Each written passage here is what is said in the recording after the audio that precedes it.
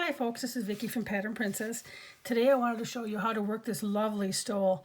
It's really like just this little bit smaller size shawl, and it's worked with one skein of yarn, and it starts off with a white here and it goes into a light blue and a little bit darker blue and then finally a black, and you will see that this is very squishy and there's little ridges in between each row, and there's a ridge on both sides. So every single row there's a ridge that you're going to create, and you're actually going to be doing the front post double crochet to create this. This is all made with one skein of yarn, and the yarn is from Hobby. It's Twister is the name of it, and it's number 11. And I do have the free pattern for this on the website, and there is also a link to the yarn if you wanted to get the same. This is a thread-like yarn, and the yarn is really like 4 threads together, and it starts in the middle here on the top part, and it continues to grow with each round. Every single round that you do, you're going to increase by 8 stitches. So you increase right away here, and then you can see the spots. If you take a look, here, here, here, here, here, here, and here, and there's 8 spots around. So every 8th spot, you're going to be doing 2 front post double crochet in the same spot. On the ends, it's just 2 double crochets. So I'm going to show you in a little bit thicker yarn because I don't know how well you can see the little bit smaller yarn. I want to make sure that you can see the stitches. So I'm going to use Caron Simply Soft here today to show you these stitches. And so we're just going to get our slip knot on our hook. And the very first thing we're going to do is do 4 chains. So here we go. 1, whoopsies, 2, 3, 4. Oh, and I used a size H hook. This is my H hook. You can see I've used it a lot. It has a wear spot even already, and this is an Odyssey hook size H. I want to tell you that. So anyways, so now we're going to go back into that first chain stitch. We're going to insert our hook, yarn over, bring that yarn through, and then bring it through that loop that's on the hook. Okay, and that's going to form a circle. And then we're going to be working inside of the circle next, okay? So we're going to chain 3, 1, 2, 3. That's going to count as a double crochet. So then let me make sure that I can find the spot of the circle here. Here we go. So this is the circle. I'm going to make sure I can get it. See that? That's the circle. We're going to work inside of there now, and we're going to do 7 double crochets. So that chain 3 counted as our first one, and we're going to do 7 more. So here we go. A double crochet is, here we go. Here's our second one, 3rd, 4th, 5th, 6th, 7, and 8. And that's our first row. We have 8 double crochet inside of the circle. So if you started with 6 double crochets in the circle, you would increase by 6 each time you went. If you had 10, you would increase every row by 10. So we have 8 in the middle, so we're going to increase each row by 8. So let's go on to the next row. Okay, so after every row you turn it. So we're going to turn it. So in this, to remember, we're going to increase by 8 in each row that you crochet.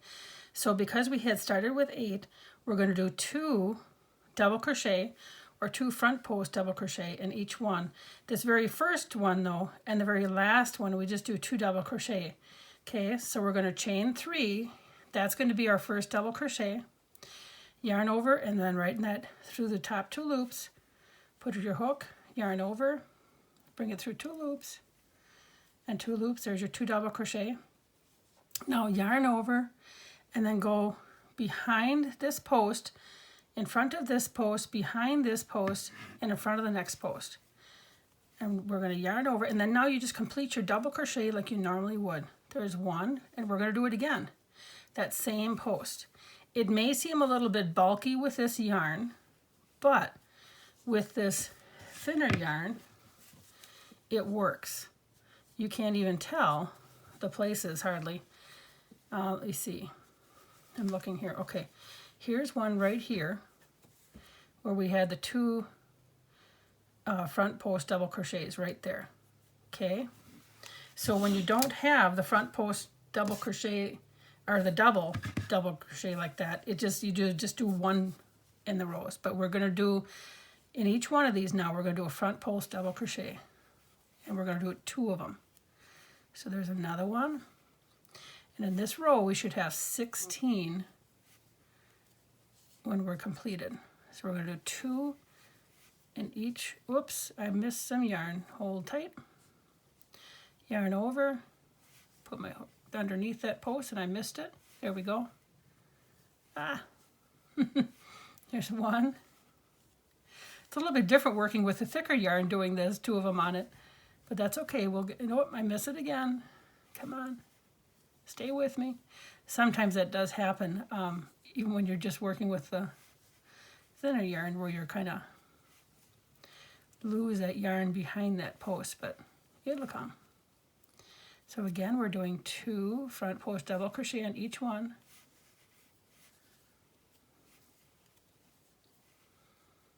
And we're almost there. And then now you're probably thinking, where is that ridge? You'll see, it's on the other side.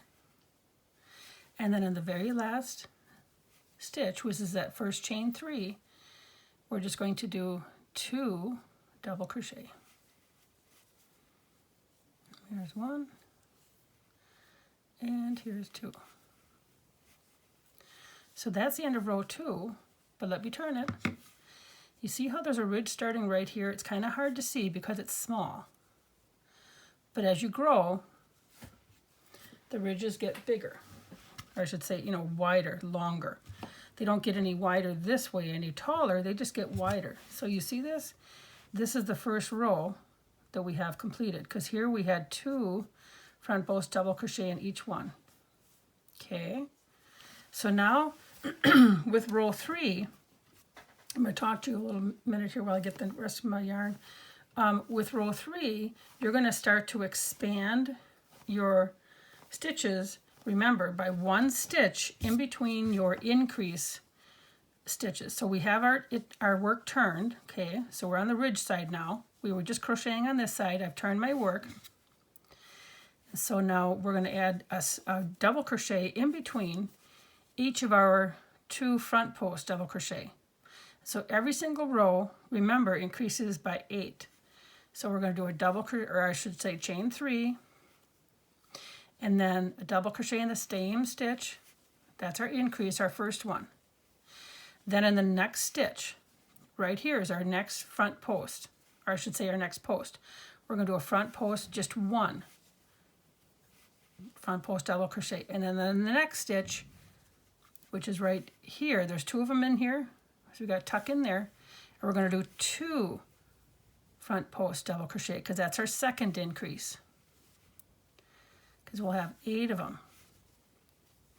And the next one, we're just going to do 1 double crochet behind that front post, and then 2 double crochet, another increase, our third increase. All right, hopefully this is making sense. And then 1, and then another increase, 2.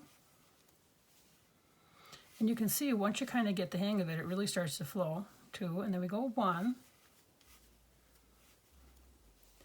and 2,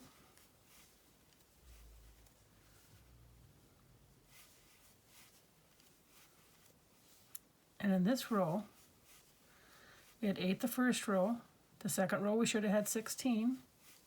And then in the next row you should have 24. Because you're going to increase by 8 every single time. And so if you wanted to count your rows, you can tell that you're right when you're doing that as well. 2 and 1. Now when you from after row 2, you're probably thinking you're going to have 2 double crochet in that end stitch. Only with that second row do you have that, because when you end, however many stitches are in between your increase stitches, your increase where you get 2 in the same stitch. So this, in this row we have 1 front post double crochet in between your increase stitches. So then we're gonna have our increase right here, our 2 front post, and so we're only going to have 1 double crochet on the end stitch, or I should say after your front post double crochet. And then in the next row we add 2 front post double crochets in between. So this is row 3. Okay, you see how it's starting to come along? We have a ridge on this side, now we have a ridge on this side. And so we're just going to keep on continuing on adding an extra stitch between our increases. Okay, so this row here,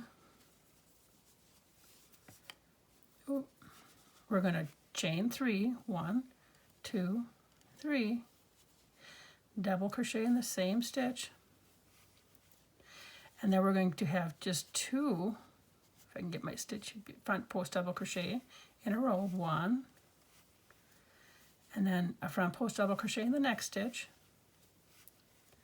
and then here's our second increase, so we're going to do 2 front post double crochets here, and then in the next 2 stitches we have a front post. There's 1, and then another one, 2, and now we increase again, so 2 in the same spot again.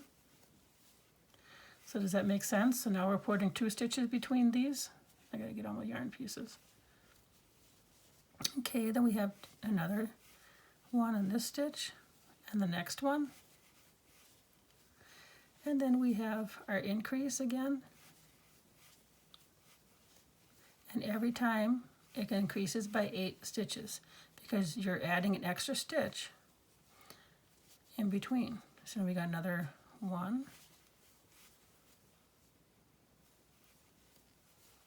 And 2, and then our increase, 1, 2, and then the next 2 stitches, 1, 2, and I gotta get a smidge a bit more yarn to finish here. We're almost done. Okay, and then we have our increase spot. 1, 2, and then the next 2 stitches, 1, 2, and then our increase,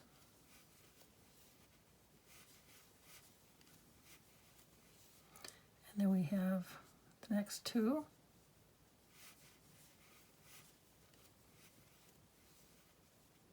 oops, and then we have our increase, and you always can tell if you've missed any stitches, if you've counted right, if you've done the row right. So after my increase, this is my last increase right here, I should have 2, right? Last time we had 1, so now I have 2 stitches left, and I should have, because we had those 2 stitches in between each one. And the next row is going to be 3 stitches, and the next row is 4 stitches. So you see how every single row, now I got to get my double crochet on the top stitch here, every single row is going to increase by 8 stitches. So here we have our ridges started. We got our first ridge and our second ridge, and we got a ridge back here.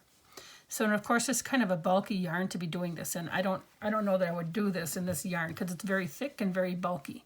But it shows you, I hope that you can see the stitches with this.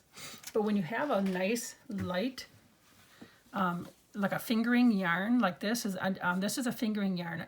If you have like a number 1 or a number 2 or 3, I think a yarn this would work really pretty for it.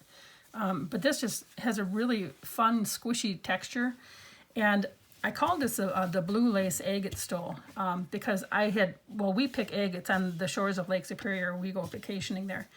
And it just reminded me, of an agate. So then I started looking at agate colors. And if you look at the website, I have a picture of a blue lace agate. It's like, gosh, the coloring looks it just reminds me of one. And it's actually found in Africa, that particular stone.